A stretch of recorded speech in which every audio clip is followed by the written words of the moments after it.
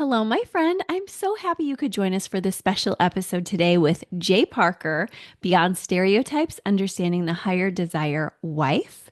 I am so thankful we get to talk about sexual intimacy today when our desire levels are off. You guys know that the hope for marriage is that we would have mutual pleasure, mutual desire, and that usually there is a higher desire partner at various stages. Often, as Jay will tell us, even just through healthy vulnerability, that ebbs and flows in a marriage.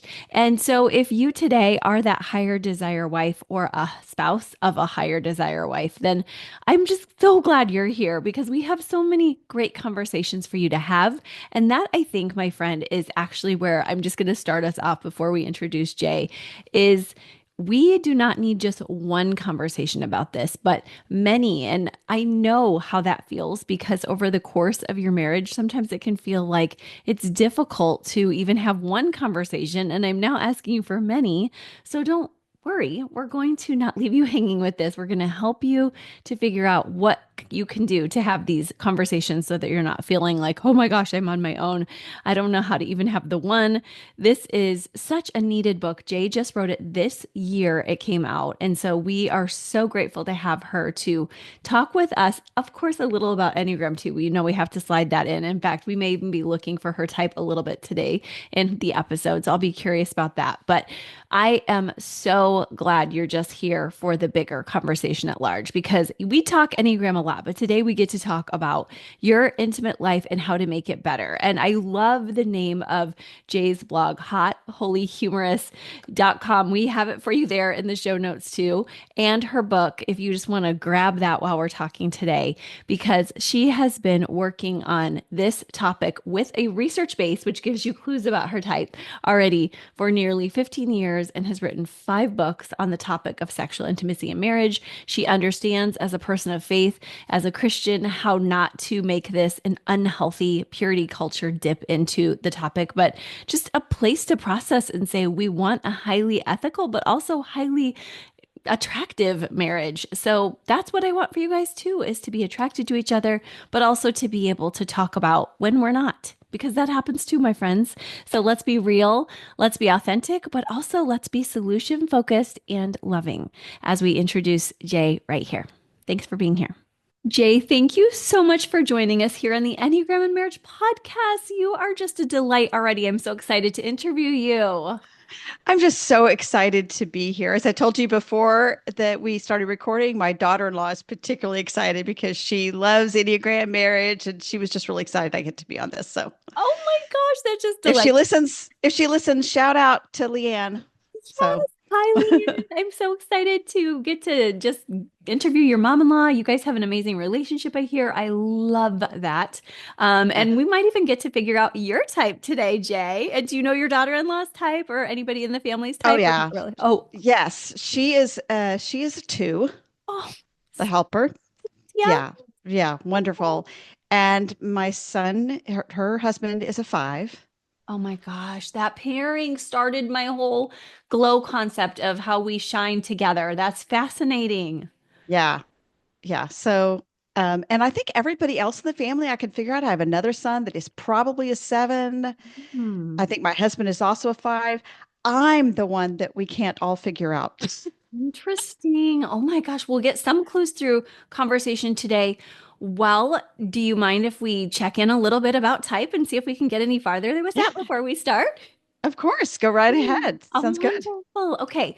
If you had to say, because I know you're very well balanced, but if you had to say whether you were a head person who looks for security or a heart person who first feels things passionately or a gut instinct person who just really has a sense of this is right and this is wrong, do any of those strike you?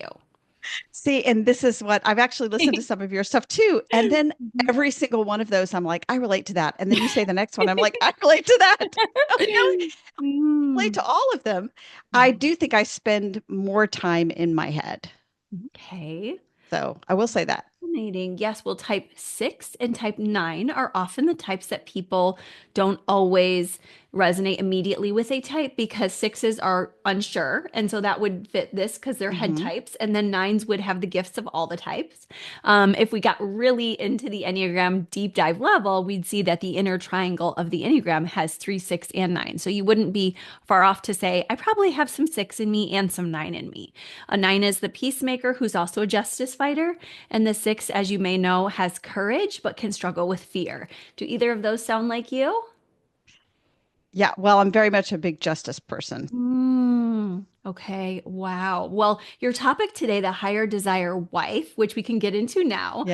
I Yes. feel like, and even you saying your husband is a five, we're already starting to hypothesize she may be a body type. Like you said, a justice fighter. That's another word for that is the gut instinct, the justice triad, the body type. And so these are five senses people. So that's already starting to articulate some of who you are when we say, gosh, you really see the world through the five senses. So you might be the higher desire wife just because, as we're seeing here, that's how God wired your personality, right? Yeah, so it's really fascinating that you say that because I hadn't really thought about the Enneagram in this, but I think that there are places that I touched on things that are about personality that could coordinate very well with the Enneagram on Mm. why you actually might be a little more driven towards sex or a little more laid back about it. Correct. And I've spent so much time in each of the conversation points with clients and then a little bit of quantitative research, just seeing some of the numbers out there. And there's not as many, but there's a couple people doing Enneagram and sex research. And these studies that I've seen have told us that not always, but often fives, especially self preserving fives or social fives, may be more inclined than, for instance, the sexual five, of course, to not feel as interested in sex and honestly, even to be on the lower end of the spectrum altogether, although bell curves never tell the full story of everybody. So it Right. is an interesting thing to say fives may not be as interested in sex. Eights, for instance, often show up as very interested along with fours and sevens. And so it's cool that you're starting to see there may be some trends. Yes, there absolutely are. I can see that as I've started to thinking about how this would kind of overlap onto the research Mhm. and everything that I've done. I can Yes. see a lot of the connections that would be there. Yes. And I think people here are here for you today because they get a lot of Enneagram. So, Krista, Yeah, we are here for a higher yeah. desire wife. So we'll allow you to speak to that. I noticed that in your research, you said this is not a small number. This is about 25% of women have the higher desire, and that's the ones we know about. Can you tell us a little bit more about that? Yes. So I looked into this because I wanted to know how many there are. One of the big pushbacks I get is, oh, well, this has just got to be a really, really small number of women. Hmm. No, it's actually not. And it's never been, but we really didn't know. And so I went back and looked at a lot of the research in this, and the smallest number I've ever really seen is like 15%. Mm-hmm. But So I big. think it's much more likely, as I looked at more studies, that it's about 20 to 25% Hmm. of marriages have a wife who wants sex more than her husband. Hmm. I think it may even be a little bit higher in younger cohorts now for Hmm. a couple of reasons. I think for one thing, more younger women, they feel a little more open about their sexuality, about expressing their sexuality. Hmm. So true. And yeah, and then the other thing is we also do have a lot of young men are being pulled away with screen time, which it can be gaming, everything from gaming to pornography. Mm. But I think it is, we've ended up with a more passive group of younger men when it comes to sexual intimacy in person. Yeah. Yeah. That makes sense that you're realizing that there's a lot of passion out there.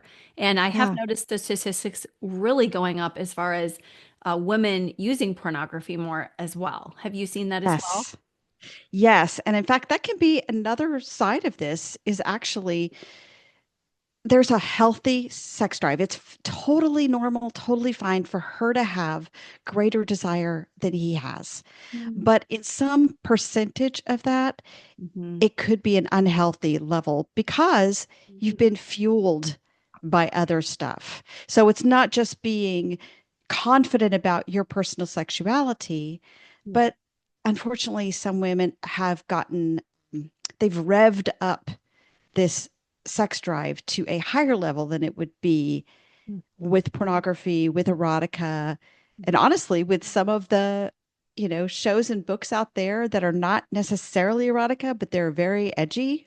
Yeah. Hmm. So, and we've just got to be careful about what we put into ourselves to make sure that it's something that's going to come out well in our relationship with our spouse. I love that you mentioned that because as I was exploring about you, I felt really called to have you on the episode. As you probably know, with all the talks you get asked to do, we always have to sift so many things through. Is this person the right fit for the show or not? And I just kept coming back thinking, yes, this one is, but it's not always an easy topic for me to talk about. And yet I know I need to. And so people probably think I love talking about this, but I don't. I enjoy talking about it, but it's hard to because of that stigma. And yet, like you said, there's this other side where it's all through the books, it's all through the culture. And so it's one of those open door, closed door conversations that's really tricky. I loved how Mhm. I also noticed you even had written a book, fiction for people to read that's not seedy, which I loved. Yes, yes, I did. I wrote a book of short stories. Uh, Mm-hmm. yeah, so behind closed doors. And I wanted to write that as kind of a way to slide people into the subject, honestly, to Oh. to read the short stories and also just to encourage people in their marriages. Mm-hmm. But I like the idea of storytelling as a way to bring us into this. I mean, that's certainly what Jesus did, is told Yeah. us stories, and Mm-hmm. there's stories all in the Bible. That's how God revealed himself to us. And so I think Mm-hmm. it's important to tell stories. And we learn so much, as your podcast shows, we learn so much from hearing people's stories, not just hearing the facts, not just hearing the advice, which is, I mean, those are good things. Yes. But, you know, whenever I talk about higher desire wives, Mm-hmm. I am thinking of all the higher desire wives I have known. Mm-hmm. I'm thinking about my own experience. I'm just thinking about all the stories I've heard Yeah. and all the ones that I haven't heard that are out there. Yeah. Oh my gosh, that is so helpful for people to hear. I know for some, it's music to their shame-ridden ears, thinking, oh Oh, my yeah. gosh, I'm not the only one. And I was going to ask you, whatever your comfort level is, if you wouldn't mind sharing a little bit why this topic does really spark interest for you in your own story. Yeah, I'd be happy to. So, I actually started my website as a blog about 14 years ago, Hot, Holy, and Humorous. And I originally thought that I was going to be encouraging wives to have better sex in their marriages. That was my goal. Because I had actually talked to a lot of lower desire wives and I wanted to encourage them. But it was about, I don't know, just less than a year probably, that I started getting some feedback from a couple of wives who said, I have the opposite experience in my marriage. And the truth was, I knew what they were talking about because I, at that time, had passed my husband. So we were first married, we were equally matched. And then we had the kids, and my sex drive took a nosedive, sadly. Mhm. And so then kind of had to come back up from that. And then when I came back up, we were matched briefly, and then I surpassed him in my desire. And so when I started hearing that, I was like, I actually know what you're talking about. So I Mhm. started writing about that, and more people shared their stories the more I wrote about it. Wow. And I was able to share, yeah, I do know what rejection feels like. Mm. I do know the feeling of why doesn't he want me as much as I want him?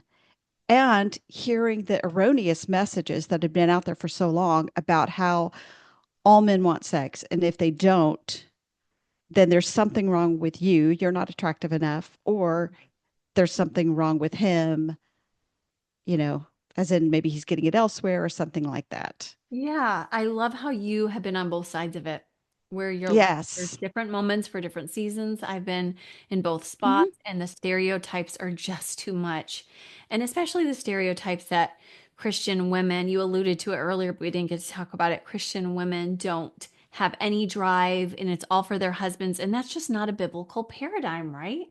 Not at all. Everywhere you really look at sex happening the way it should, in scripture, it Yeah. is celebrated as mutually desired, mutually satisfying. That does not mean that it's equally desired Yeah.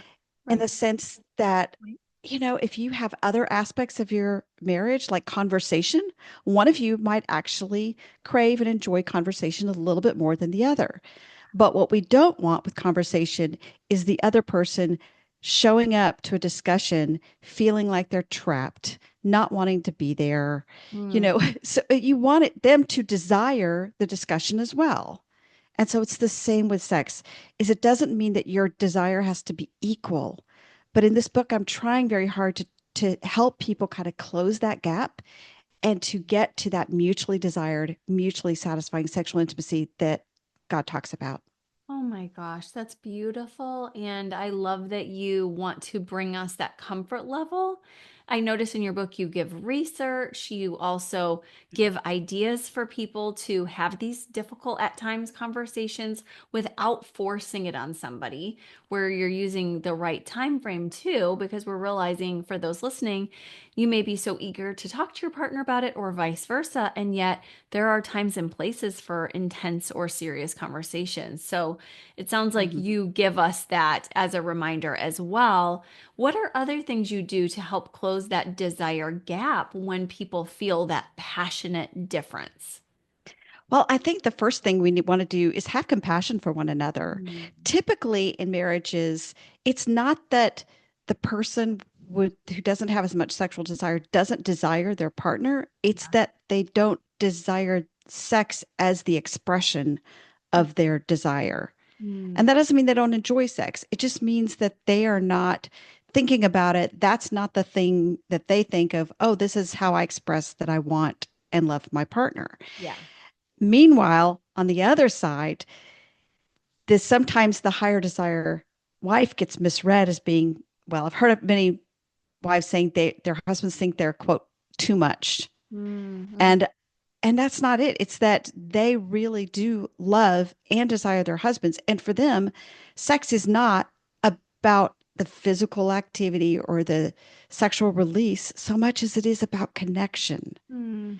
Mm. and expression. And so when we can start to communicate what's really going on with us, Yeah. then we can clear the air to say, okay, so now that we know what's going on, how can we figure out a way to make this work for both of us? Mm. Love that. I love that it's not just about an act or a transaction when it's healthy. It's much more about, I desire connection in and out of the bedroom. And so we know for Right. some, it's, hey, let's build up to intimacy. I hear this from couples on a week by week basis, as I'm sure you do too. Like, I just heard it, I believe this morning, somebody saying, I like to have sex as we feel safer together. The partner likes to have sex, the husband in this case, before we make up. And how do you help couples navigate when they have that kind of a difference? Yeah, well, I think it's important to recognize your spouse's feelings as legitimate.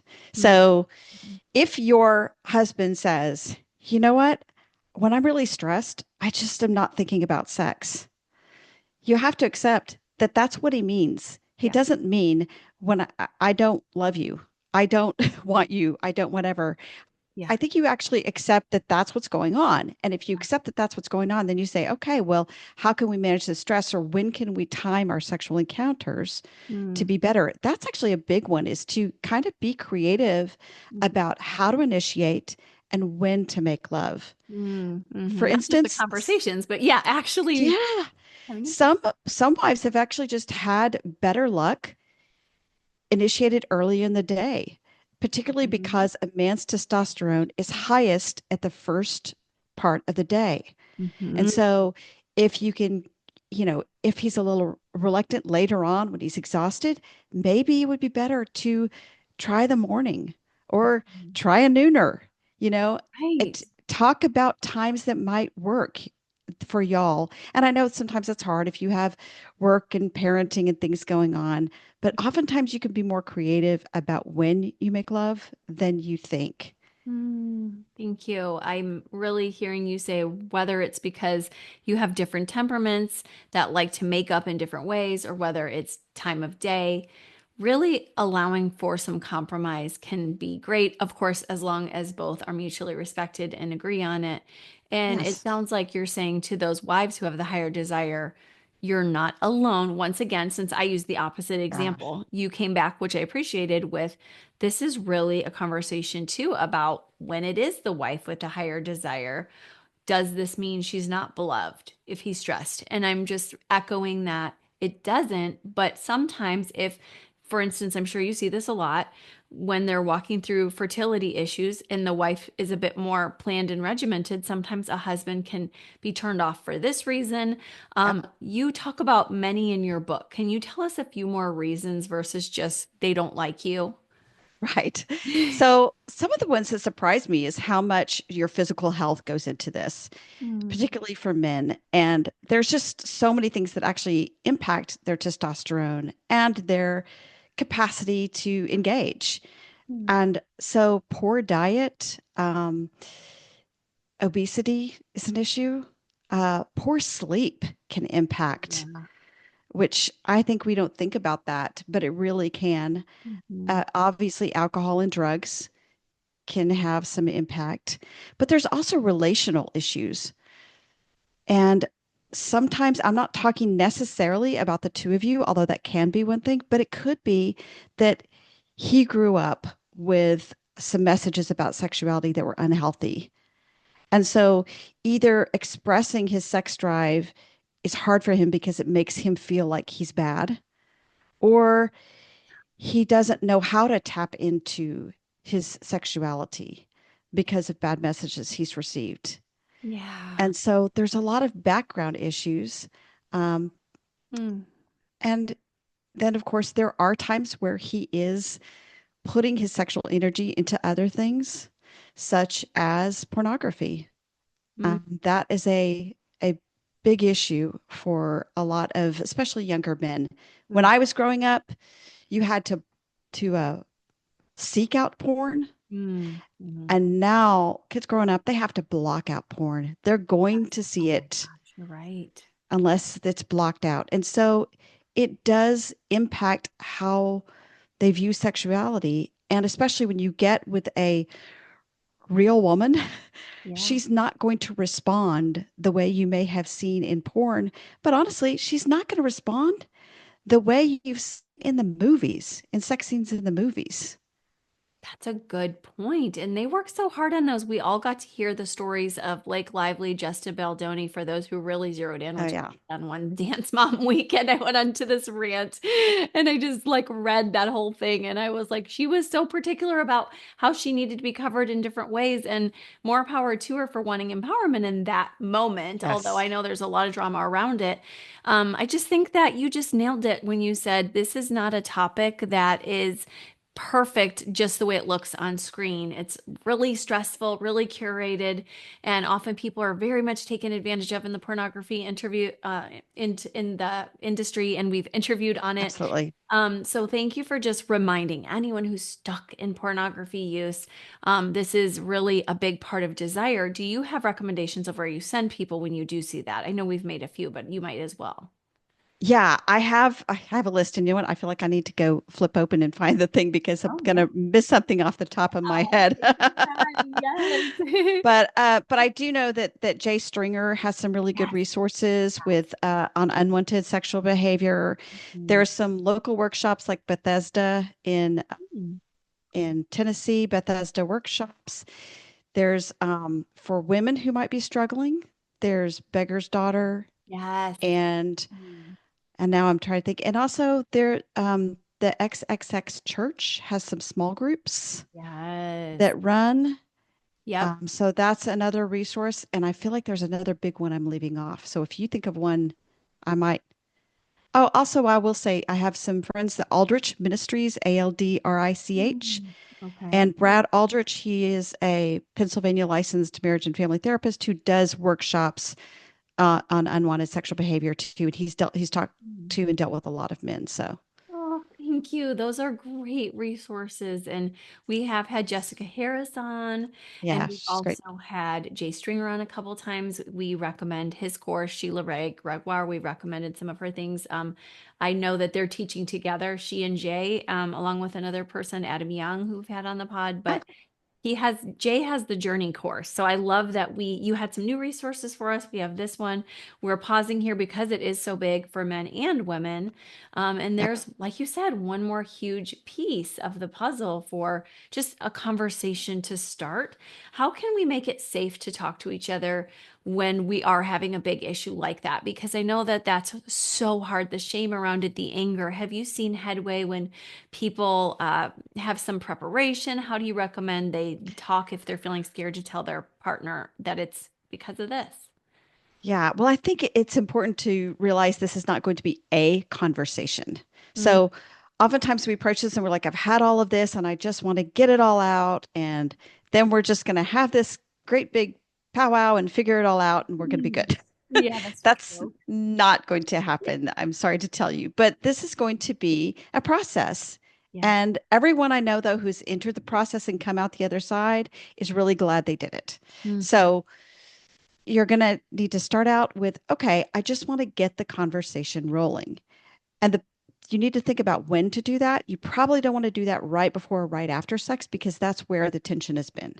Mm, And you may not want to do it in the bedroom if that has been a place of, well, it could be a place of contention, but it could just be a place of sensitivity that you're just both a little sensitive. Your emotions are a little raw there. mhm. So you want to go to a more neutral place and more neutral time. Yeah. And you may even want to give your husband a heads up and say, Mm, I really want us to have a conversation about our sexual intimacy. It's not going to be a bad conversation. I just want to talk about how mm, we can improve this area.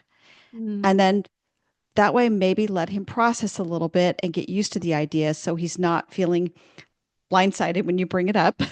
Yeah. And then you kind of pitch it and you say, and not just a litany of complaints, please, Yeah. which is so easy to do because we often come with our hurts, our Mm, understandable hurts, and our grief that this has not gone the way we thought it would go or should go. And yeah. so we do bring all that there. So I recognize this can be hard to do. Yeah. But if you can just come and you can say, I really want to cast a vision here for what I would like our sex life to be like. And this is kind of what I would love. And I am missing this connection. And I really want to be more connected to you. It's so meaningful to me when we can engage together. Mhm. And can we talk about Yeah. how you see this and how I see this and Mm. how we can work on it? Yeah, that's so much healthier. I feel safe as you share me with this information. And I'm a thinking type. I'm a seven with a six wing. So I'm like, Yeah, oh, yeah. we can talk about it. So you just like, I'm telling everyone this works and be so much softer, so much kinder. And this is the work I'm doing with couples all the time. I can totally validate that when we come at each other with shaming, everyone's going to shut down. And then Uh-huh. isolation is where the shame cycle restarts. So this is gold. Thank you. This is awesome. I also wanted to ask a little bit about when, in terms of the common misconceptions, if you feel like there are any that we're missing there, because I cut you off around the pornography one, but do you feel like you got to cover most of them? Did you talk enough about Well, medication? Because that's a big one that comes up for yeah, my I'm like husband, I looking at know, my with, table yeah, of his contents medical. here on my book. Yeah. So Yeah. yeah, so there's a lot of stuff. And yeah, so other factors can include body image, obviously stress, depression, and anxiety. Yeah. There could be childhood abuse. Medications are definitely on there. Yeah. Ongoing pain. A lot of times guys are actually experiencing some pain and they don't want to speak up because, Mm-hmm. I'm tough and I this and that. And honestly, this has been something that as we've gotten older, Mm-hmm. this has been something we have had to figure out is okay, sometimes to make love, you get into certain positions that and we can no longer do some positions we used to do because our joints are getting older. Yeah. And, and my husband says my knee won't do that anymore. Yeah. So Yeah. so thankfully Totally. he will speak up, but some guys won't speak up about that kind of stuff. Yeah. And then there's just also there is relational tension. And I will say that one of the things that often gets said is if a husband does not want sex as much as wife, maybe he's either committing adultery or he's gay. And Mm, that is not often the case, mm, mhm, but that is in the book because it could be. I mean, on some cases, it could be. mm. So I do cover that briefly and talk about how the lower sex drive alone is not sufficient to indicate what's going on. Yeah. You would need more to suspect and conclude that. So, So you're saying, and I saw your statistics in the book too about homosexuality, that it's a very small number of people where that is the issue. So our minds can mhm. negatively chain, and you might need to investigate something, but unless you have a strong reason to believe that would be it on either direction, gay or infidelity, you're not wanting people to run there, right?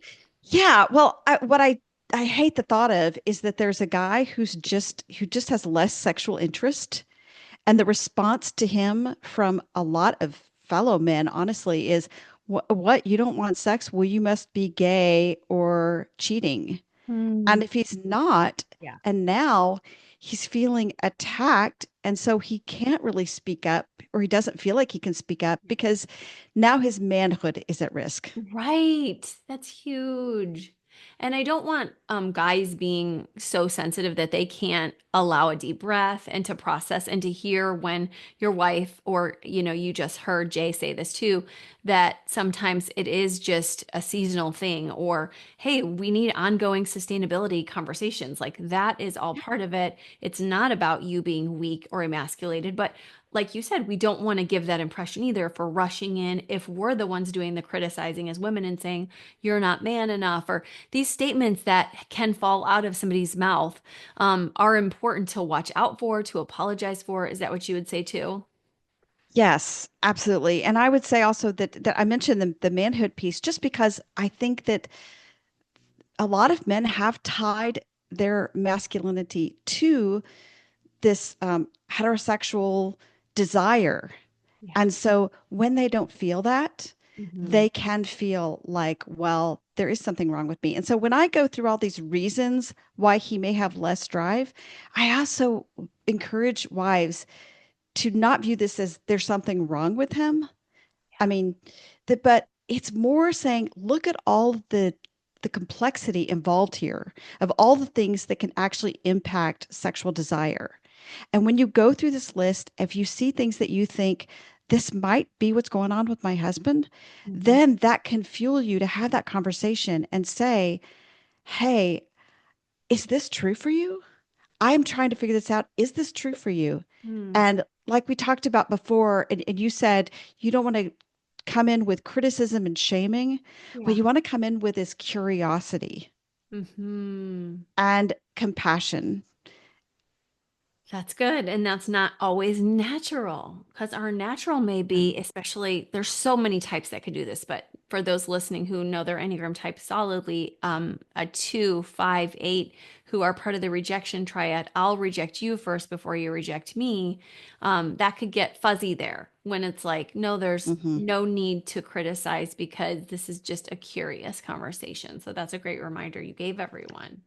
Right. And I would think, especially with the five, if you're going in with a let's study this, Yeah. that kind of, I say that was knowing that my husband and son are five. So yeah. And so I know Mm. that they are, if you put it almost as a fact-finding mission for them, they're going to be more interested than talking about the relational stuff. Yes, it's so true. Thank you for giving permission to have the conversations, especially to spouses where they feel like this is awkward. Do you recommend that people work with a professional sometimes when they're just like, this is too awkward, we need a third party to talk about? Absolutely. So absolutely. I will say this, if you're going to have these conversations, I tell people it's probably going to be awkward at Mm, first mm, because thank you. everything that you do the first time is awkward. Mhm. Whether it's playing a sport, cooking that first meal, if you remember that first time that you Yeah. burned something Oh, and you yes, didn't soap say, in the well, soup. that's it. I'm never preparing food again. I will just stop eating. You Right. keep going. You keep doing it. So if it is awkward at first, it's okay. It's going to be awkward at first. You can kind of get into it. But if you're having a lot of tension, a lot of conflict, if you're feeling like you're butting heads, there are barriers, you're struggling to communicate and to understand one another, yes, absolutely. Go sit down with a professional. Find a Christian marriage counselor. There's also certified Christian sex therapists out there. Mm-hmm. So, the Institute for Sexual Wholeness can help you find that. And, but yeah, sit down with somebody. Please don't just stay in a bad situation where both of you are unhappy with your sex life. Oh, that is so helpful and healthy to hear. And these conversations, as you said, might be awkward, guys, but they're worth it. You are worth this. And I loved how you said, not just the one time, because I am such an idealist that sometimes I want that. So just hearing that for myself with all the important topics is so good. I also, lastly, just really want to, of course, before we direct people to your awesome book, but really ask you about the conversation around female Christian women who feel embarrassed to have sexuality at all. In fact, I talked to somebody like this today who, before they became a Christian, had a Uh-huh. great sex kind of vibe about them, nothing crazy, but just they weren't afraid of their sexuality. After a time in the church, they became part of the purity culture movement, kind of inherited, even though it was no longer the generation. They just kind of were part of what the new church was doing, a little bit of post, as we know, but really still a lot of Right. purity culture.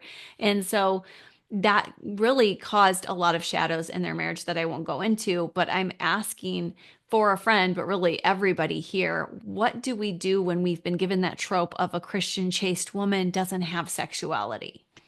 Yeah, and I appreciate you saying that about not being in that culture because I grew up before purity culture, but believe me, some of the Mm. messages were still there when I was growing up. This has been a message for, honestly, in the church for women Mm. for centuries, Mm. Wow. is Okay. that women are judged far more on their purity than men are, honestly. And but God calls us all to sexual integrity. Mm-hmm. And so but that doesn't mean denying your sexuality. And so it's very clear that we are sexual beings. In fact, if you go to Proverbs, you'll see a father who's instructing his son and talking to him about how to be in Proverbs 5 and 6. He's talking to him about sexual integrity, Mm. but he recognizes that he needs to talk about this because his son's a sexual being. Of course Mm. he is. Yeah. And there's also messages to the wives. Of course, they're sexual beings. One of the things I would say is if you haven't read Song of Songs lately, Mm-hmm. open that up. And some people think it is an allegory of God's relationship to his people, and some people believe it is ancient love poetry of a married couple from a biblical perspective. Mm-hmm. But either way, even if you think it's an allegory, then the idea that God would use the sexual relationship of a husband and wife to express that tells you that God is in favor of that.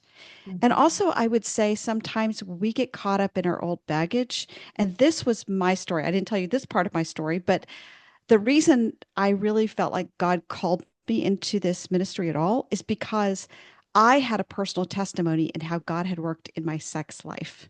Wow. I had a premarital promiscuous past. Mm-hmm. And then when I entered marriage, I carried that guilt with me.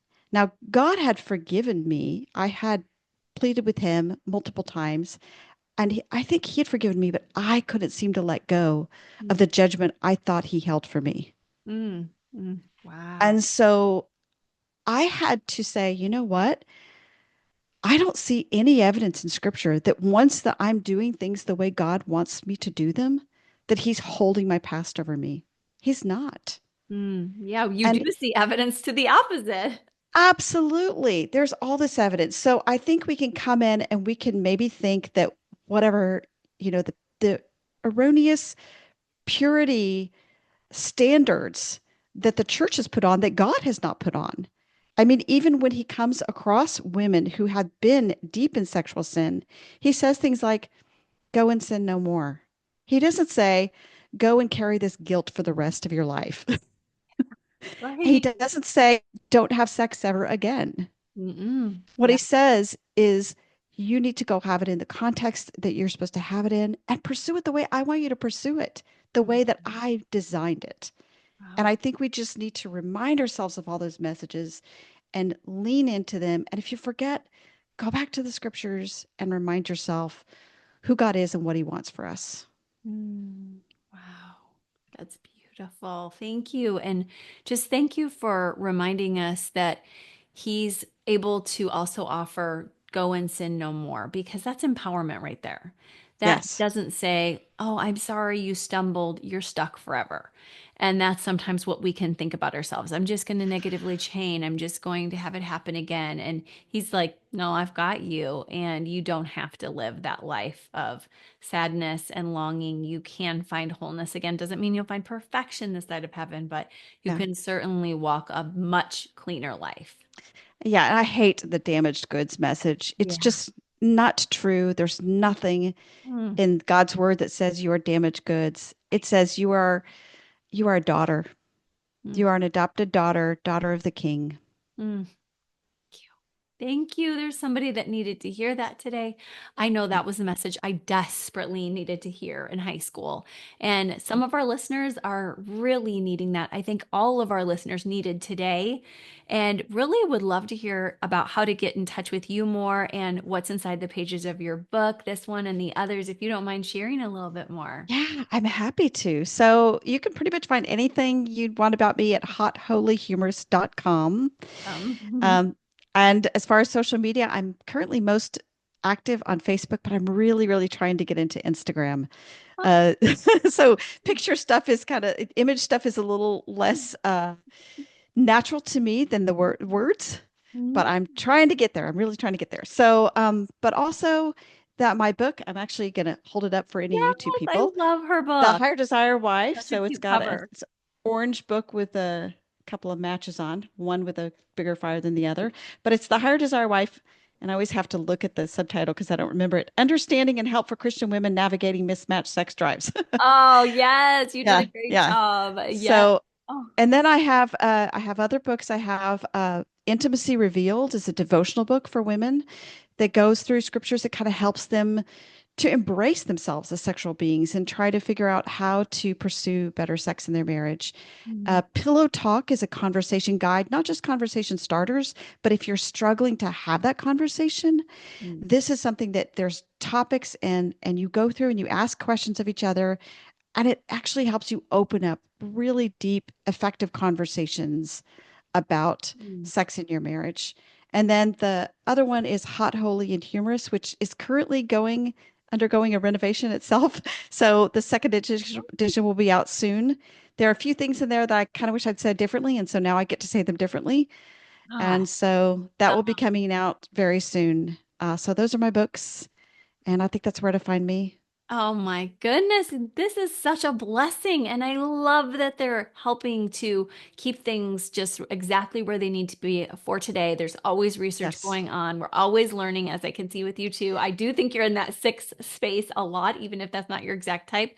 We are allowing ourselves, even as you said that, and you're like, I'm in my head most of the time, which is why most of, by the way, my Instagram posts are mostly word based. Um, so you can grow Well, an Instagram even with words for us thinking types. oh, good. Well, I'm just saying I've tested as a 4, a 6, a 7. So I'm like, Well, no, not no, a 4, a 5, a 4, 5, 6. Sorry, 4, 5, okay. 6. Yeah. So you're somewhere in that corridor. There was a part of me that thought you were Is also a that? five like your hubby, but check I out don't six know. wing five, five wing six, because those are really Well, good fits for you. well, if that's true, then we're just sisters, huh?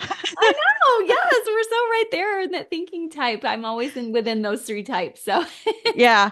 Actually, I just realized there's one thing that my podcast partners will hurt me if I don't mention our podcast too, if you don't mind. So we have a podcast called Sex Chat for Christian Wives, and if anybody wants to know what that, uh they can go to For Christian Wives, FORChristianWives.com.